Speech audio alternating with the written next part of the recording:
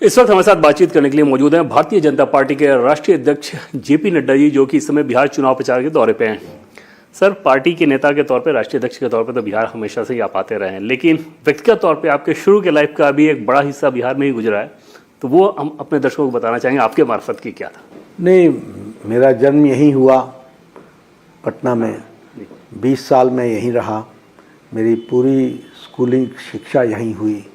Patna Saint Xavier से मैंने पढ़ाई की और फिर पटना कॉलेज से मैंने पॉलिटिकल साइंस ऑनर्स में ग्रेजुएशन की।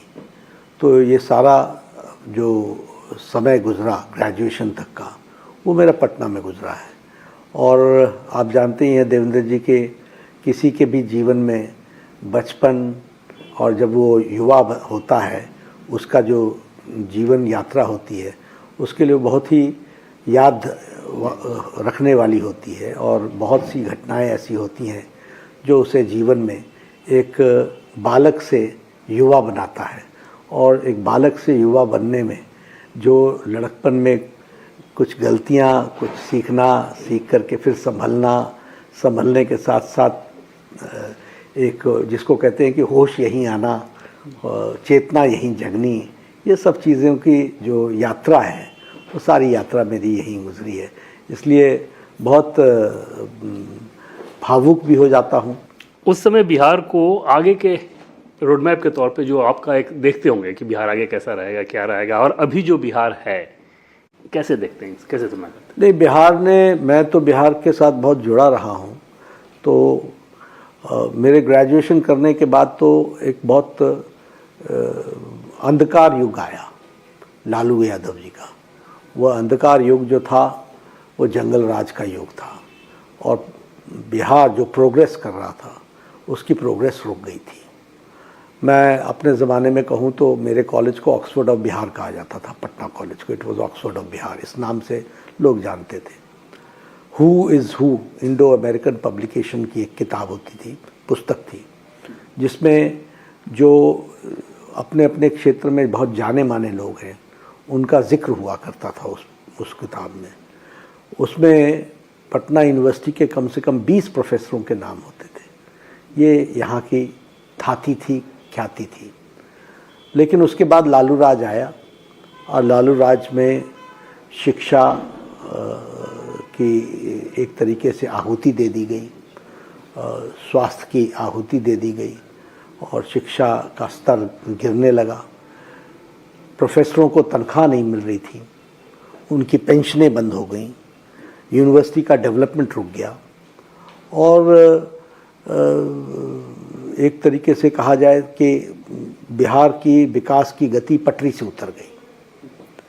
ये 2005 के बाद नीतीश कुमार जी के नेतृत्व में बिहार ने बहुत एक फिर से करवट ली और 2014 के बाद मोदी जी का आशीर्वाद मिला तो वो गति और तेज़ पकड़ी। आज जब मैं देखता हूँ तो बहुत तीव्र गति से विकास के रास्ते पर बिहार चल पड़ा है और यह गति एक तरीके से कहा जाए देवेंद्र जी तो इसने गति पकड़ ली है, मोमेंटम गेन कर लिया है। अब इसको और गति देने की आवश्यकता है और मुझे लगता है कि ये चुनाव इस तरीके से ज़रूर गति देगा। यह आज जो आवश्यकता इस बात की है कि बिहार को स्थायित्व मिले, स्थिरता मिले, स्टेबल गवर्नमेंट मिले और स्टेबल गवर्नमेंट नीतीश कुमार के नेतृत्व में हो, डबल इंजन की सरकार हो, ताकि जो आशीर्वाद मोदी जी का मिलता है वो ग्रास रूट लेवल पर इम्प्लीमेंट हो और जो नीतीश कुमार जी के द्वारा हुआ है उसको आगे बढ़ाने की आवश्यकता है। तो मैं 2 फेजेज़ में देखता हूँ। मेरे बिहार छोड़ने के बाद एक बहुत बड़ा डिप आया, जंगल राज आया, लोग त्राहिमाम कर गए, परिस्थितियाँ बिल्कुल ख़राब हो गई। जंगल राज था, भ्रष्टाचार का अड्डा बना, स्कैंडल्स का, घोटालों का ये स्थान बन गया और फिर नीतीश जी के राज में फिर से सुशासन की तरफ चला, विकास की तरफ चला और विकास को गति मिलते हुए आज हम 2025 में इसको देख रहे हैं। तकरीबन 20 साल सर नीतीश कुमार जी शासन में रहे, क्या आपको लगता है कि जो स्थिति अभी है वो एकदम से सेटिस्फैक्ट्री है या फिर बहुत कुछ और हो सकता था जो कि नहीं हो पाया, उन अपेक्षाओं पे खरी नहीं उतरी हो सरकार? नहीं, बहुत सबसे पहली बात यह है कि विकास सतत प्रक्रिया है। उस सतत प्रक्रिया को चलाए रखना, गतिमान रखना, ये आवश्यकता है। लेकिन नीतीश जी ने पिछले 20 सालों में और विशेष करके मोदी जी के नेतृत्व के बाद इसमें बहुत बड़ी गति आई है और गति के साथ साथ ये आगे बढ़ रहा है। इसलिए सेटिस्फैक्ट्री नहीं, मोर देन सेटिस्फैक्शन ये काम हुआ है। Jayaprakash rail and road bridge बन गया, जयप्रकाश जेपी सेतु बन गया, अटल पथ बन गया,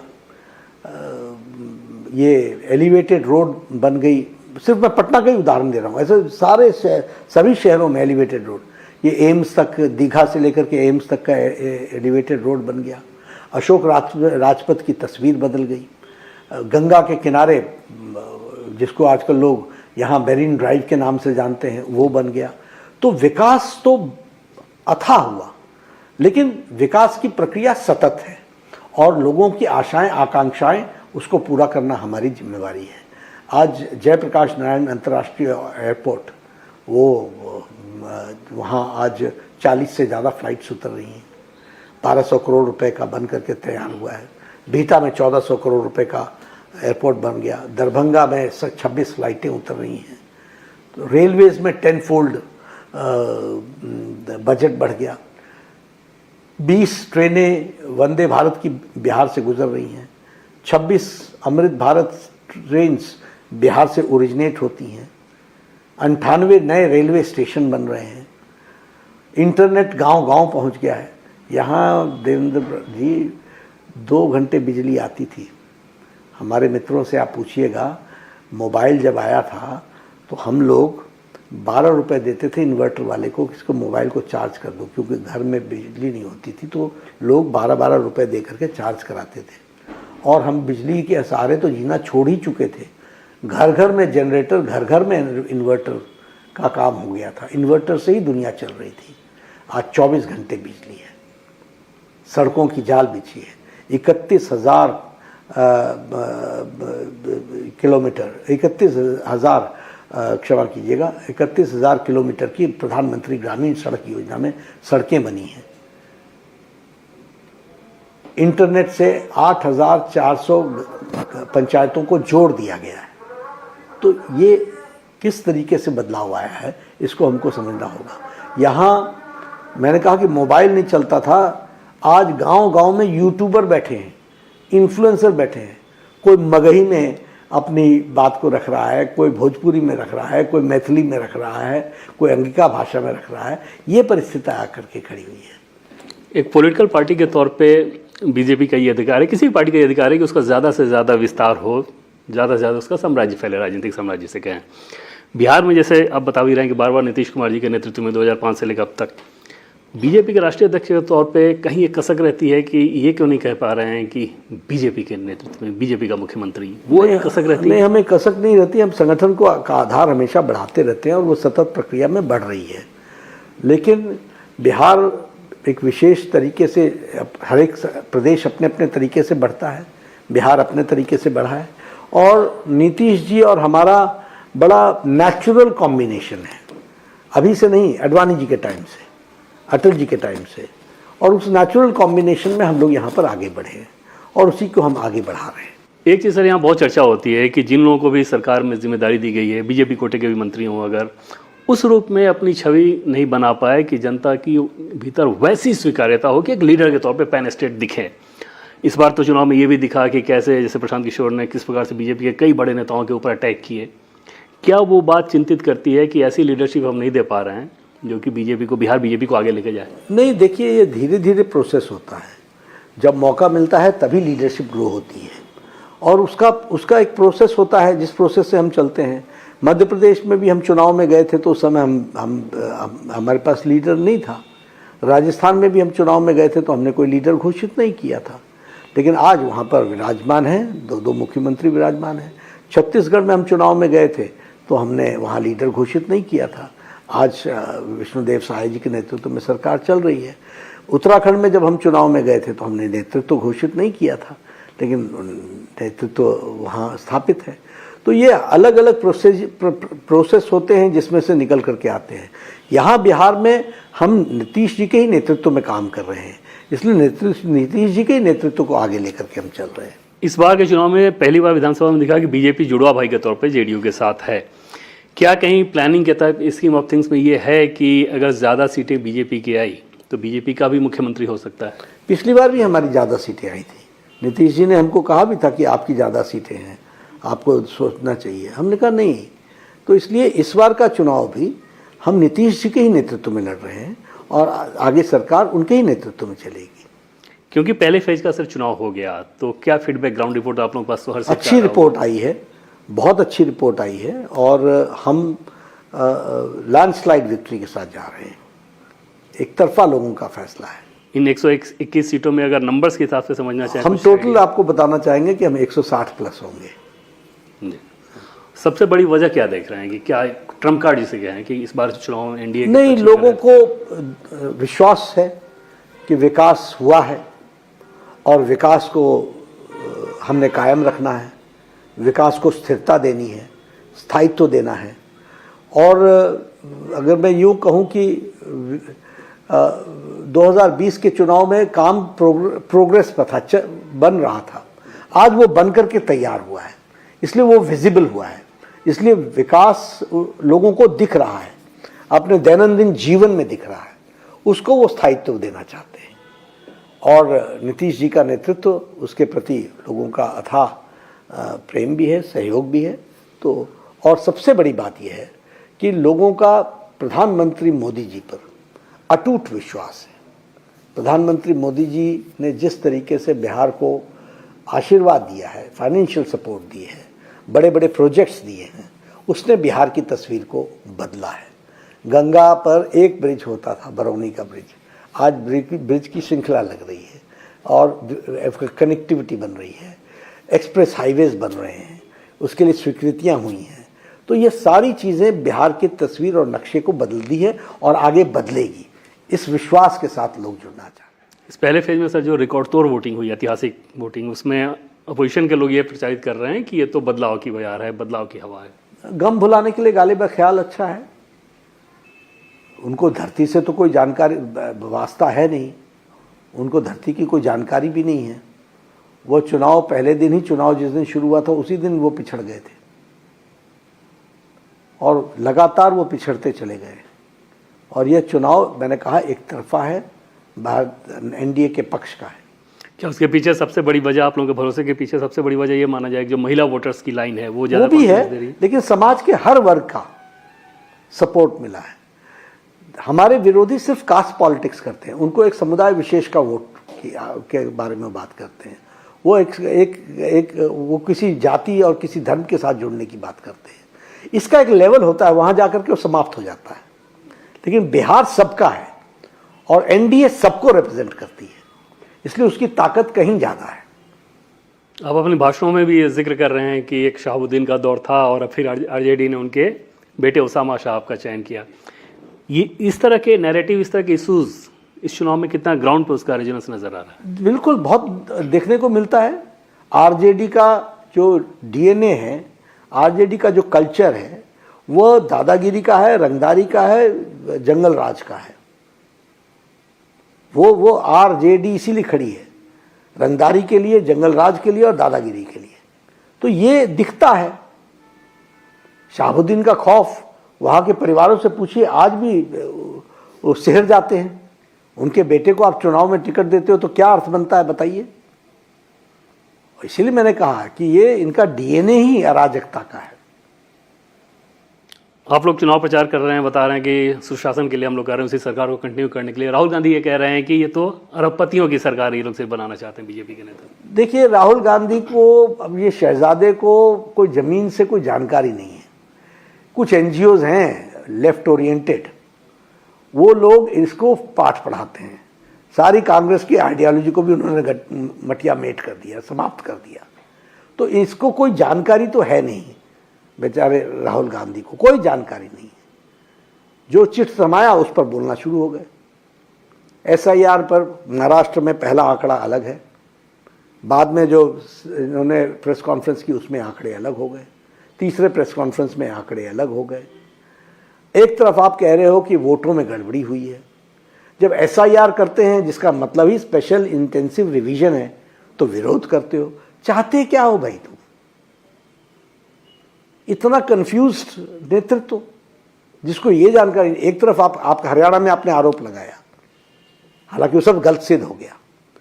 एक शपथ पे पत्र नहीं दिया है इन्होंने इलेक्शन कमीशन को, एक मेमोरेंडम नहीं दिया है। इतनी भी ये पॉलिटिकल पार्टी नहीं जानती, इतना भी जिम्मेदार पद पर बैठा हुआ व्यक्ति इतना गैर जिम्मेदाराना व्यवहार कर सकता है।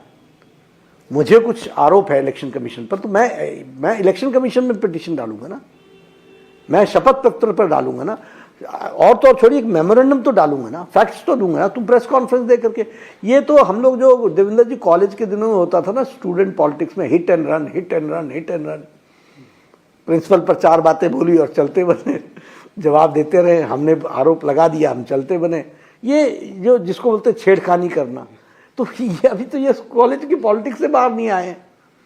एक जिम्मेवार पद पर बैठा हुआ विपक्ष का नेता वो इतना गैर जिम्मेदाराना व्यवहार करे, कहीं का फोटो कहीं लगाए। अब वो ब्राजील का जो आपने देखा वो उत्तर आ गया उसका। और ये लोग बोल रहे हैं जिसके खुद के प्रशांत किशोर का वोट वेस्ट बंगाल और पटना में है, पढ़े लिखे लोग हैं, यहां पर भी वोट है वहां पर भी वोट है। तो इसका स्पेशल इंटेंसिव रिवीजन होना चाहिए कि नहीं होना चाहिए? और तुम्हारे परनाना ने किया, तुम्हारी दादी ने किया, तुम्हारे पिताजी ने किया, 2002 में भी हुआ, हर 20 साल 10 साल पर होता है ये। तो कौन सी बड़ी बात हो गई? क्या तकलीफ हो गई? तकलीफ ये हुई कि तुमको घुसपैठियों का वोट चाहिए था। आप घुसपैठियों के सहारे, वोट के सहारे आप चुनाव जीतना चाहते थे। अब जो 2002 में जिसका वोट ही नहीं था, वो 2025 में वोट कहां से आया? तो ये इलेक्शन कमीशन पूछेगा कि नहीं पूछेगा? अगर पूछेगा और उसका आप जवाब नहीं दे सकेंगे तो वोट कटेगा कि नहीं कटेगा? और निश्चित रूप से जब 2002 में ना तुम्हारे पिताजी का वोट था ना तुम्हारा वोट था, और 2025 में वोट आया, तो तुम घुसपैठी हो, बाहर से आए हो। इस तरह के इश्यूज को जनता के दिमाग में डालना कि वोट चोरी हो गया है, और बार बार जेनजी को एक तरह से प्रोवोक करने वाली स्थिति लगती है कि उनको ज़्यादा इनलाइटन करना चाह रहे हैं। इस डिजाइन को कैसे देखते हैं? मैं कह रहा हूं ना, एक तो ये लेफ्टिस्ट एनजीओ इनका ये वाइडर वो है जिसको राहुल गांधी इसका पार्ट एंड पार्सल बन गया है। दूसरा डीप स्टेट का एजेंडा, ये सब लोग देखिए। राहुल गांधी ने प्रश्न उठाया एयर स्ट्राइक पर, सर्जिकल स्ट्राइक पर, ऑपरेशन सिंदूर पर, ईवीएम पर। भारत से जब बाहर जाते हैं, पार्लियामेंट में नहीं बोलते, भारत से जब बाहर जाते हैं तो हमारे डेमोक्रेसी के बारे में बोलते हैं, हमारे सुप्रीम कोर्ट के बारे में बोलते हैं, हमारे ह्यूमन राइट्स के बारे में बोलते हैं, हमारे इलेक्शन कमीशन पर बोलते हैं। और तो और इन्होंने विदेशी ताकतों से निवेदन किया कि हमारे यहाँ डेमोक्रेसी बचाओ, ये काम पर करते हैं। तो ये अराजकता का वातावरण बनाना, कॉन्स्टिट्यूशनल बॉडीज के बारे में प्रश्न खड़े करना, उनके सामने पेटिशन नहीं डालना, उनके सामने मेमोरेंडम नहीं रखना, और इस तरीके से करना, ये अराजकता पैदा करने का प्रयास करते हैं। लेकिन इस देश के प्रधानमंत्री, प्रधान सेवक नरेंद्र मोदी जी हैं, जिनके नेतृत्व पर 140 करोड़ देशवासियों को पूरा भरोसा है, और अटूट विश्वास के साथ हम आगे बढ़ रहे हैं। कहीं सर कोई आशंका भी रहती है कि इस तरह से अगर प्रोवोक करने की कोशिश कर रहे हैं तो कोई ऐसा अप्रिय स्थिति ऐसी ना हो जैसा दुनिया के कई देशों में ऐसा है? ये इनकी क्रेडिबिलिटी क्या है? इस शहजादों की क्रेडिबिलिटी क्या है? एक हर परिवार को नौकरी देने चला था, मालूम ही नहीं कि तनख्वाह कितनी देनी है। तो ऐसे लोग जिनकी पढ़ाई लिखाई बड़ी सीमित हुई है, जिनकी जानकारियां बहुत सीमित हैं, जो कॉलेज के दिनों में कुछ और करते रहे, तो स्कूल पे ही रह गए, कॉलेज भी नहीं पहुंचे, मालूम ही नहीं किसके पास कौन सी डिग्री है। ऐसे लोग, शहजादे लोग जो बड़े परिवारों में आगे बढ़े, जिनकी परवरिश हुई, उनको धरती से जुड़ने का मौका कहाँ मिला? ना ही उनको धरती की जानकारी है। वंदे मातरम को लेकर अभियान चलाया गया, आप भी उसमें शिरकत किए, पूरे देश भर में इस कार्यक्रम को किया गया, लेकिन अपोजिशन के कई नेताओं ने इस बात को लेकर भी एतराज़ किया, कैसे देखते हैं? मैं एक देवेंद्र जी आपको बताता हूं ना कि ये कांग्रेस के एजेंडा तो ये भूल ही गए। वंदे मातरम गीत ये आज़ादी का स्लोगन था, आज़ादी की यात्रा का ये प्रेरणादायक वाक्य और गीत था। बंकिम चंद्र जी ने लिखा, रविंद्रनाथ टैगोर जी ने इसको गाया प्रथम बार, राजेंद्र प्रसाद जी ने इसको नेशनल सॉन्ग डिक्लेयर किया।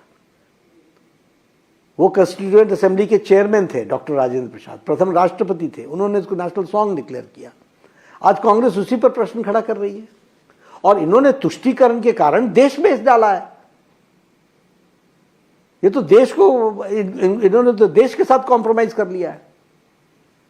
ऐसे सारे अभियान को ये कहते हैं कि बीजेपी पोलराइज करने की कोशिश करती है ताकि इलेक्शन में। पोलराइज क्या करना चाहते हैं? राष्ट्रभक्ति पोलराइजेशन है क्या? सबका साथ, सबका विकास, सबका विश्वास, सबका प्रयास, इसको लेटर स्पिरिट में प्रधानमंत्री मोदी जी ने इंप्लीमेंट किया है कि नहीं किया है? हम पोलराइज कहां कर रहे हैं? आयुष्मान भारत सबके लिए नहीं है क्या? 62 करोड़ की जनता में सभी समुदाय नहीं आते क्या? ये सड़कें बन रही है सबके लिए नहीं है क्या? हर घर नल, हर घर जल, ये सबके लिए नहीं है क्या? प्रधानमंत्री किसान सम्मान निधि सबके लिए नहीं है क्या? तो पोलराइज, तुम राष्ट्र के साथ कॉम्प्रोमाइज कर रहे हो तो देश तो तुम मुसीबत में डाल रहे हो, तुष्टीकरण तो तुम कर रहे हो और उसको एक्सपोज करना ये राष्ट्रीयता है, पोलराइजेशन नहीं है, ये नेशनलिज्म है। Nation can not be compromised और नेशनल एथोस के साथ, राष्ट्र की अस्मिता के साथ कोई कॉम्प्रोमाइज नहीं हो सकता। तो कांग्रेस के बड़े नेता मल्लिकार्जुन खड़गे वगैरह इस तरह तो आरएसएस को लेकर भी लगातार निशाना साध रहे हैं, वो चाहते हैं कि प्रतिबंध लगाए। देवेंद्र जी, उन लोगों की, मैंने कहा ना, इन सब का ज्ञान बहुत सीमित है। इनको ये नहीं मालूम कि जब जब आरएसएस पर बोला है तब तब आरएसएस आगे बढ़ी है, जब जब तुमने उनको बैन किया तब तब वो आगे बढ़ी, तब तब उनकी शक्ति आगे बढ़ी। बहुत बहुत धन्यवाद आपका, आप इसी काम में लगे रहो, हम आगे बढ़ते रहेंगे। आखिर में एक सवाल, इस चुनाव में क्या आप कोई अलग फैक्टर भी आप देख रहे हैं, जैसे प्रशांत किशोर फैक्टर, क्योंकि बहुत ज़्यादा मीडिया में तो उन्होंने सुर्खियां बटोरी, बहुत सारे आरोप लगाए, ग्राउंड पे कैसा देख रहे हैं? देवेंद्र बाबू, कमेंटेटर प्लेयर नहीं बन सकता, अंपायर प्लेयर नहीं बन सकता। प्लेयर बनने के लिए नेता बनना पड़ता है। चुनाव लड़ा लेना एक अलग चीज होती है, लड़ना एक अलग चीज होती है।